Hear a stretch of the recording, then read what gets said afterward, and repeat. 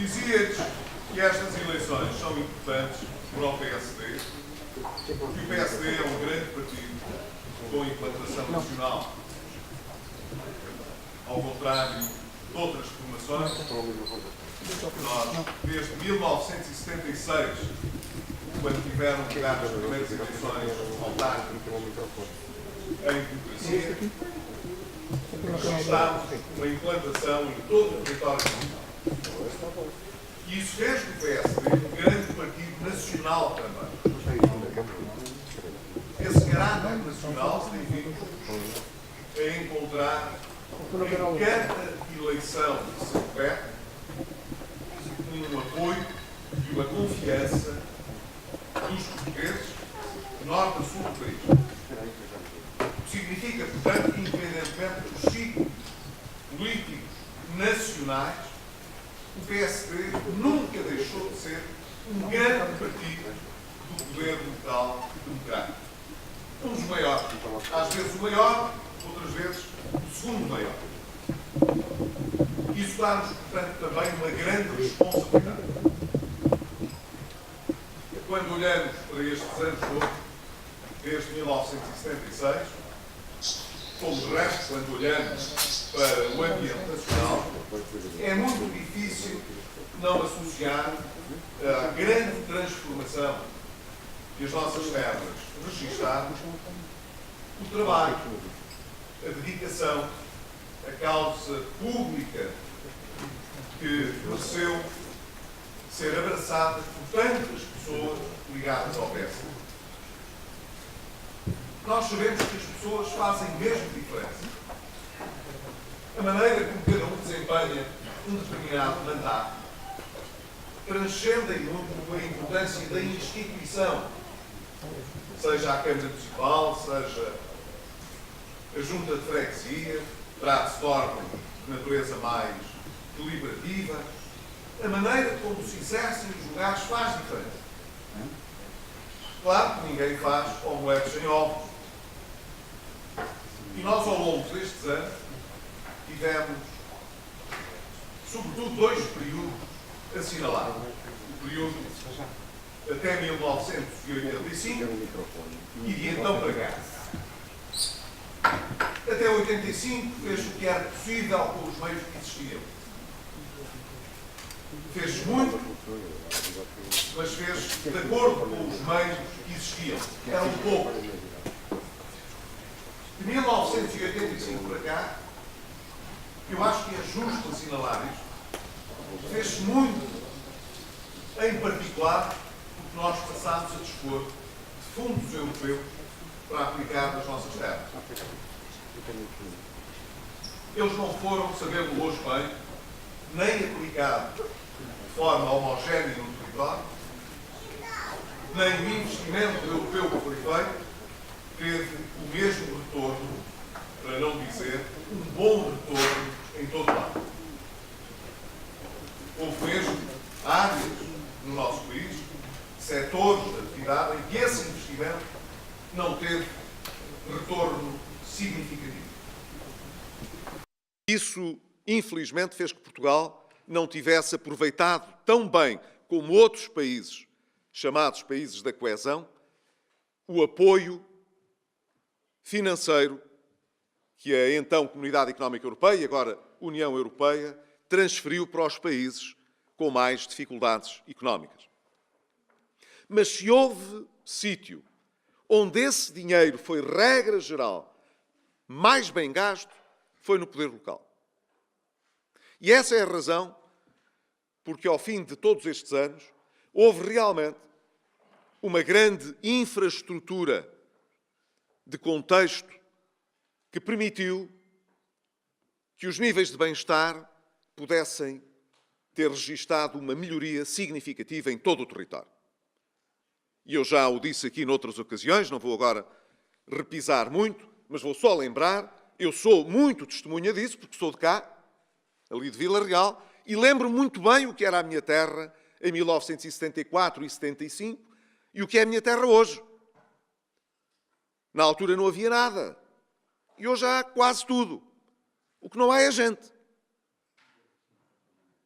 Na altura, é preciso ter bem presente isto, já muitos imigravam.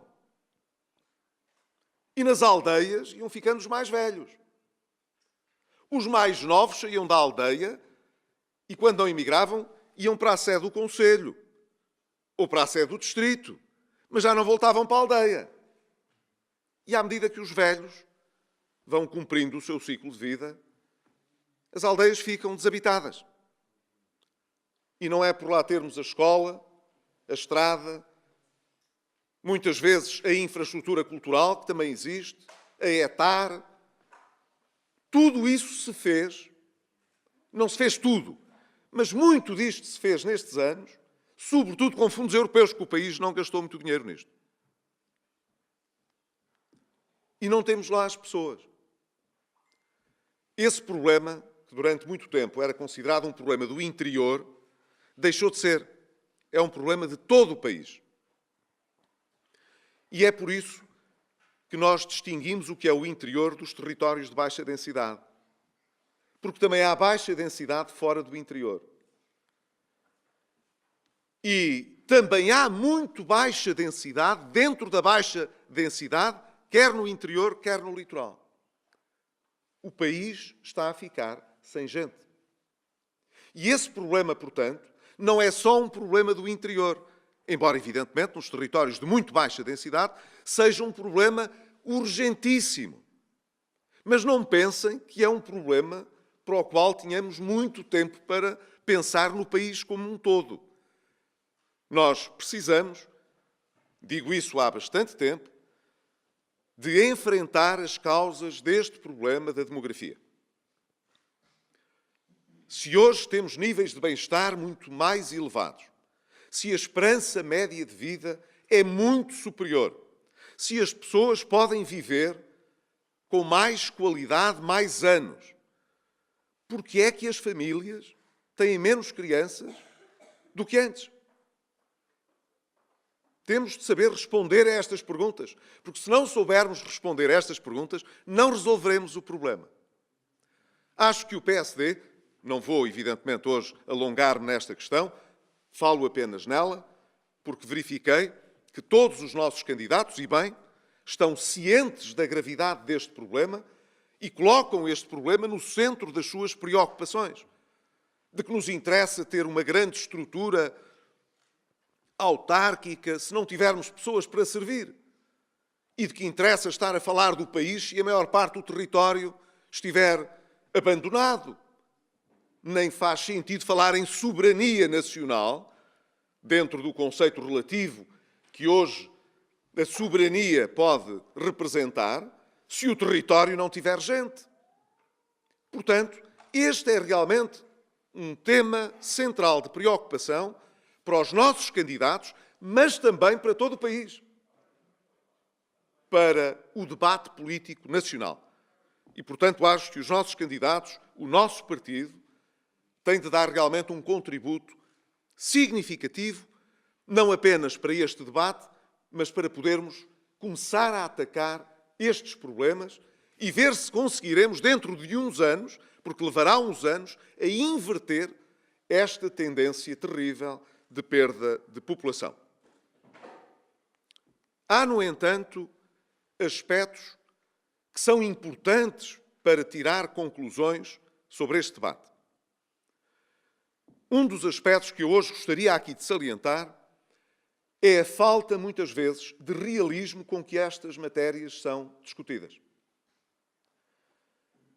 Quando os políticos, de um modo geral, não me estou a referir a ninguém em particular, mas quando no debate público, político, do modo geral, se tende a ficcionar a realidade, torna-se mais difícil fazer escolhas sérias, avisadas sobre os problemas. A política deve mobilizar as pessoas. É o domínio da política por excelência. Os políticos não podem ser uma espécie de burocratas, de tecnocratas que estão a resolver problemas fora do contexto da sociedade, das pessoas, da relação com a cidade, com a aldeia, com a comunidade. Os políticos devem, portanto, transmitir às pessoas esperança, confiança, devem saber sobressair o que há de mais positivo, de mais construtivo. É assim que se mobiliza a sociedade para objetivos que às vezes não são fáceis de atingir. Mas aqueles que pensam que fazer uma ficção da realidade ajuda a mobilizar, estão enganados. Qualquer um que parte para uma situação que precisa de resolver. Eu garanto que não é o meu telemóvel. Qualquer um que parta para essa situação a resolver e que mascare a realidade, cria nas pessoas a falsa convicção de que tem a solução para o problema quando não tem. Um exemplo prático. Quando eu cheguei a Vila Real em 1974, nem havia cuidados primários de saúde, nem cuidados diferenciados, porque nem havia centros de saúde, nem hospitais. Exceto o Hospital da Misericórdia. Esse existia, mas não era do Estado. Era isto que nós tínhamos em Trás-os-Montes nessa época. Mas hoje não. Hoje temos centros de saúde, também graças à Noruega, no caso de Vila Real, aqui no caso de Bragança é um bocadinho diferente. Temos centros de saúde. Temos um centro hospitalar de âmbito regional, com especialidades como não existiam na altura, com uma resposta, portanto, que supostamente não criaria nenhuma diferença para o que se passa noutras regiões do país, fosse no Porto, em Coimbra, em Lisboa, em qualquer outro sítio. Mas depois, quando vamos aos detalhes, percebemos que não é assim. O centro hospitalar de Vila Real, que tem também importância aqui para esta região de Bragança, tem, por exemplo, cerca de 40 anestesiologistas previstos no quadro, mas de facto a trabalhar só terá 11 ou 12. Logo, a capacidade que está instalada e que permitiria servir bem a população não funciona em pleno, está muito longe de funcionar em pleno. Porquê? Porque não estão lá os especialistas que são necessários para que o bloco funcione. E quando precisamos de consultas de especialidade, às vezes tem de se esperar 1 ano, em algumas delas, especialidades, 2 anos ou 3 anos. Isto faz sentido? Acham ou não que é preferível falar das coisas como elas são, em vez de criar ficções? O Governo hoje criou uma ficção. Desde que o Governo anterior saiu, o país ficou bem. O Serviço Nacional de Saúde está defendido, a escola pública prospera, o país, portanto, respira de alívio. E eu que só respirei de alívio quando vi a Troika de cá para fora, sabendo que ainda tínhamos muito que fazer para que ela não tivesse de regressar cá, cada vez que ouço estas ficções que elevam as expectativas das pessoas sem nenhuma razão, pergunto-me se o que se quer é mobilizar as pessoas para resolver os problemas ou criar nas pessoas a ilusão de que os problemas estão resolvidos para gerar simpatia nas eleições.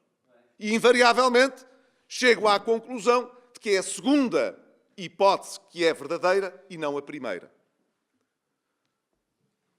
Como é que é possível que em muitos centros hospitalares, onde, evidentemente, se sentem as maiores dificuldades em ter pessoal especializado, nomeadamente na área da enfermagem e na área médica, e em que, portanto, os centros hospitalares recorrem a prestadores de serviços para ainda poder fornecer às pessoas o serviço que elas, de outra maneira, não teriam, como é que, dizia eu, esses centros hospitalares vão responder ao objetivo traçado pelo Sr. Ministro da Saúde de reduzir em 35% essas prestações. Deixemos-nos de demagogia barata. Ou o Ministro da Saúde aumenta o que está a gastar em salários e põe lá os médicos e os enfermeiros para prestar esses serviços, ou se está a dizer-lhes reduzem 35% o custo do fornecimento, da contratação, portanto, externa, o que está a dizer é não pode prestar esse serviço. Mas se não puder prestar o serviço, as pessoas ficam mal servidas.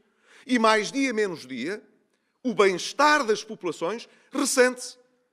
E é por isso que há pessoas que depois não aceitam viver lá. Não aceitam viver lá porque lá não encontram a resposta adequada. Não é porque não haja o investimento feito. Não é porque não haja hospital.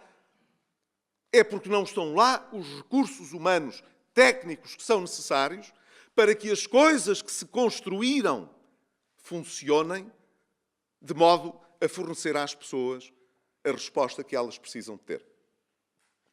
É este o problema que nós temos. O Governo quis criar a ficção de que era possível atingir as metas do déficit e continuar, ao contrário do que se fazia antes, a gastar muito mais. Vangloriam-se disso ainda hoje. Mas a verdade é que o Estado está à míngua, porque aqui não há milagres. O que se gastou em salários não está disponível para gastar na operação. É assim. Porquê é que, então, o Governo aposta nesta fantasia? Porque há eleições autárquicas.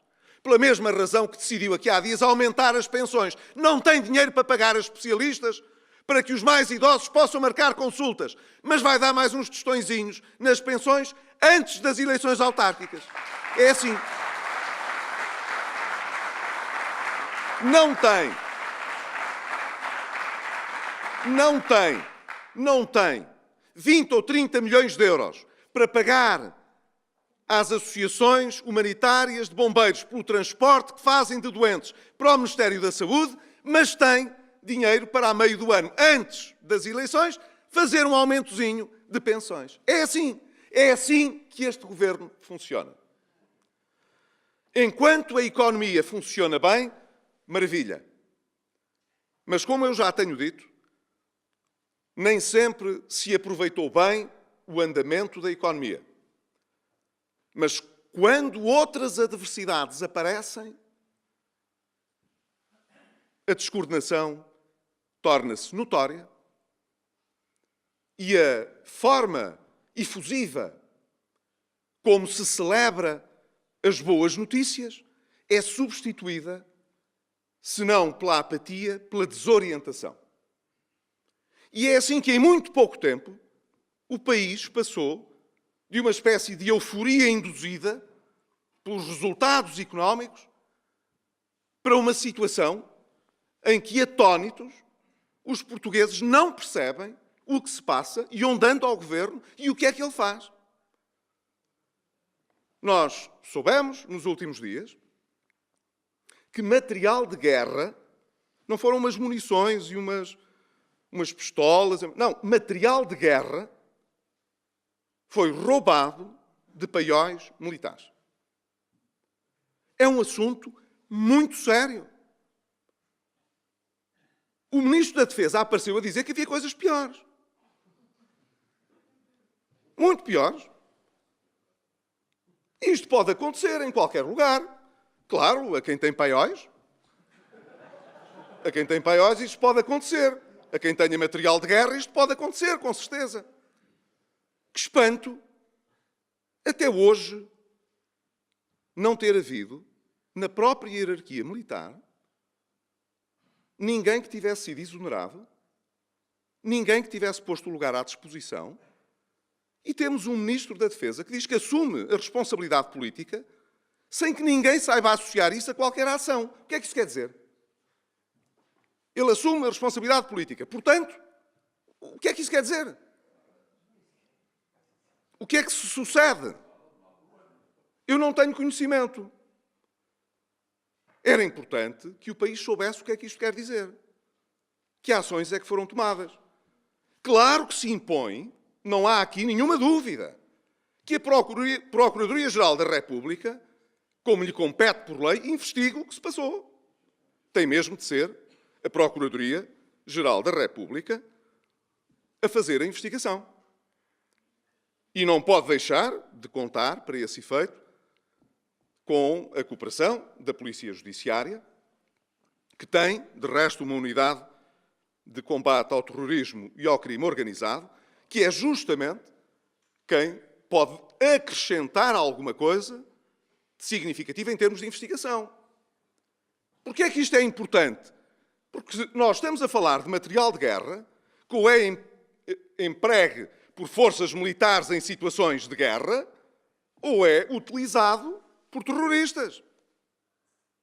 Não tem outra utilização, ninguém o leva para guardar.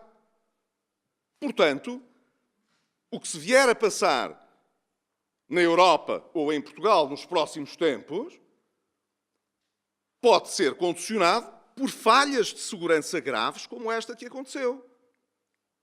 Isto é uma situação grave. Não é, portanto, para desdramatizar, para relativizar, para fazer graça com isto. Era importante que estes assuntos, que são assuntos de Estado graves, fossem tratados realmente com sentido de responsabilidade. Mas o Governo sabe lidar mal com estes casos. Como tem lidado mal com outros casos, que me parecem, por demais, presentes na maior parte dos que aqui estão, para que tenha necessidade de os estar aqui a recordar. Quero apenas dizer, em síntese, que em matérias de Estado estejamos a olhar para questões na área da defesa ou da segurança, ou para matérias que envolvem a proteção civil e a responsabilidade do Estado, as coisas não têm funcionado bem e, independentemente da responsabilidade política, há responsabilidade objetiva do Estado quando o Estado falha enquanto tal. E aquilo que mais gera confiança nas pessoas é que quando alguma coisa não corre bem e o Estado falha, quem dirige politicamente o Estado saiba o que está a fazer e possa atuar. E aquilo a que estamos a assistir é exatamente o oposto disso. É ou passa culpas, ou empurra, instituições, cada uma a fazer a sua conclusão sobre responsabilidades e sobre o que se passou, em que nós percebemos o que uns dizem é, às vezes, o contrário do que outros afirmam. E isso só pode gerar insegurança e um sentimento de desconforto nos cidadãos. Eu acho que era muito importante que o país pudesse regressar a uma certa serenidade. Mas isso não vai acontecer apenas esperando que o tempo passe. O Governo tem mesmo de fazer alguma coisa. E é espantoso como até hoje ainda não aconteceu nada, fosse no caso dos incêndios, fosse no caso deste caso relevante, grave, de roubo de material de guerra, não se vê ninguém no Governo a tomar uma ação que tranquilize as pessoas. Quero concluir dizendo que, como Presidente do PSD, estou convencido que nós fizemos um bom trabalho de preparação para estas eleições autárquicas. Sei que vamos recandidatar vários Presidentes de Câmara que têm razões para estar confiantes no resultado que esperam obter, porque têm bom trabalho para mostrar. Mas, como eu tenho dito, noutras circunstâncias, as eleições não se destinam apenas a julgar o que vem de trás. As eleições são sempre um momento em que se fazem escolhas para o futuro. E é por isso que é sempre do futuro que nós temos de falar. E com alguma humildade, temos de pedir o apoio das pessoas para que nos entreguem a responsabilidade por esse futuro. E eu acho que nós temos boas ideias, bons projetos já fizemos algumas convenções, eu tenho participado em várias ao nível dos distritos, já fizemos uma convenção nacional, temos preparado com os autarcas social-democratas a nossa discussão séria sobre o que tem de ser a descentralização, sobre o que tem de ser o empoderamento destes órgãos locais, do que deve ser a iniciativa cada vez mais densa das comunidades intermunicipais, com certeza. Foram criadas quando estivemos no governo nos últimos anos, precisam agora de ter mais substância, mas a substância que podem vir a ter é aquela que os próprios municípios lhe quiserem emprestar. Foi aqui dito, e muito bem, que juntos os municípios podem funcionar melhor e resolver melhor os seus problemas. É verdade. Cooperando mais através deste tipo de plataformas, têm até um poder de negociação com o próprio Estado Central muito maior. Mas, claro, se as pessoas se dividirem todas, ficarão mais fracas. Se souberem colocar de lado o que as divide e, pensando nas suas populações, conseguirem conversar em conjunto, não se preocupem com as disputas partidárias, que as pessoas sabem fazer essa distinção. Tomem essa iniciativa, batam à porta do concelho vizinho, procurem transferir para plataformas comuns respostas que serão mais racionais, mais económicas, mais efetivas. Se estão à procura de captar mais turismo, o turismo não vem só para o vosso concelho. É importante que a região, como um todo, se torne mais atrativa. O mesmo para o investimento. É assim. E isso tem de ter uma certa cumplicidade do Estado Central, parece-me indispensável, mas por vezes é possível fazer mais, mesmo que não exista muito mais em termos centrais para dar. E eu prefiro que as pessoas digam o que é que têm para dar do que andem a inventar que têm o que não têm. E que depois, sempre que os problemas aparecem, digam com um ar bonacheirão e simpático: vamos aqui sentar-nos e conversar um bocadinho, tenho a certeza que tudo se resolverá. E depois passa meio ano, e passa um ano, e passa ano e meio, e as pessoas deixam de ter vontade de se sentar para conversar, porque estão fartas de conversa. Portanto, é preferível que se diga logo o que é que se tem. E o que se tem depende das escolhas que se fazem. Não dá para gastar em tudo e apostar em tudo. Essa é uma competência central. Nós não vamos ter muito mais para gastar, mas podemos gastar de maneira diferente. Temos de fazer opções. Mas é possível aqueles que estão no poder local poderem agregar melhor as suas respostas. Partilhar melhor as suas respostas. Como nós partilhamos. Não deixamos de ser Portugal e partilhamos muitas responsabilidades e decisões ao nível europeu. E não deixamos de ser Portugal. Cada município não deixará de ser o que é, mas pode partilhar mais com os outros, e se partilhar mais com os outros, todos ganham mais. E eu acho que esta devia ser uma marca do PSD, porque o PSD foi sempre um partido que olhou mais sempre para o país e para as suas comunidades do que para o partido ele próprio. Se as pessoas estiverem convencidas de que nós só queremos ganhar para dizer que ganhamos e que temos mais câmaras, isso vale pouco. Isso só tem sentido na medida em que esteja ao serviço das pessoas. Não há melhor forma de nos preocuparmos com as pessoas senão conseguir mostrar que conseguimos também derrubar barreiras, às vezes partidárias, para podermos chegar aonde é preciso. E se soubermos liderar esse movimento, eu estou convencido que ainda mais resposta positiva iremos recolher nessas eleições e que haverá mesmo concelhos onde, podendo não ganhar a Câmara Municipal, pode acontecer, podemos reforçar muito a nossa posição se esta for a atitude dos nossos autarcas e dos nossos candidatos. Mas como é isto que eu tenho encontrado, de um modo geral, no nosso partido, concluo dizendo: é um orgulho imenso saber que posso presidir a um partido que tem este ADN, que tem esta genética, que tem esta maneira de estar.